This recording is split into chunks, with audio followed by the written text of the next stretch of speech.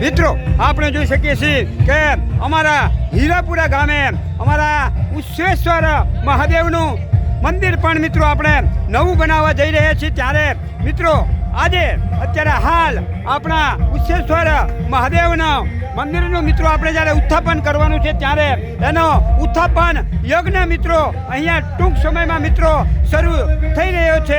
એ મિત્રો આપણે જોઈ શકીએ છીએ અમારા જે આચાર્ય છે અમારા રમેશ કોરભા અને અમારા જિગ્નેશભાઈ તેમના દ્વારા અહીંયા આપણા ઉચ્છેશ્વર મહાદેવની મિત્રો ખૂબ જ સુંદર પીઠ અહીંયા તેમણે બનાવી દીધી છે। એ પીઠના મિત્રો આપણે અહીંયા દર્શન કરી રહ્યા છીએ અને સાથે સાથે આપણા ઉચ્છેશ્વર મહાદેવના ઉત્થાપન યજ્ઞ નિમિત્તે મિત્રો અહીંયા આપણે શોભાયાત્રાની પણ મિત્રો પૂર્વ તૈયારી થઈ રહી છે।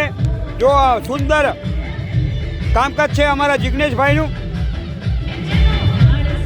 જો મિત્રો આપણે આ 3 આપણા યજ્ઞકુંડ બનાવ્યા છે અને મિત્રો આજે અહીંયા જે બિરાજમાન થવાના છે આપણા યજમાન, એ આપણા યજમાનના મિત્રો આપણે જરા નામ લઈ લઈએ।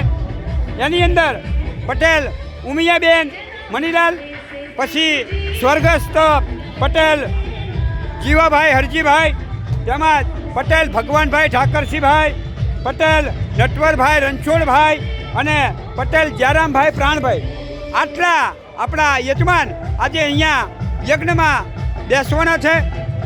અને મિત્રો આપણે જોઈ શકીએ છીએ કે હવે આપણી શોભાયાત્રાની શુભ શરૂઆત થવા જઈ રહી છે। ત્યારે મિત્રો આપણા જનક મહારાજ છે એ હવે આપણા લાલજીને લઈ અને મિત્રો હવે અહીંયા આવી ગયા છે અને સાથે આપણા હિંમતનગર વખતાપુરથી આપણા જે નટવરગીરી બાપુ આવ્યા છે બંને સાથે મિત્રો આપણા જે ટ્રેક્ટરની અંદર બિરાજમાન થશે।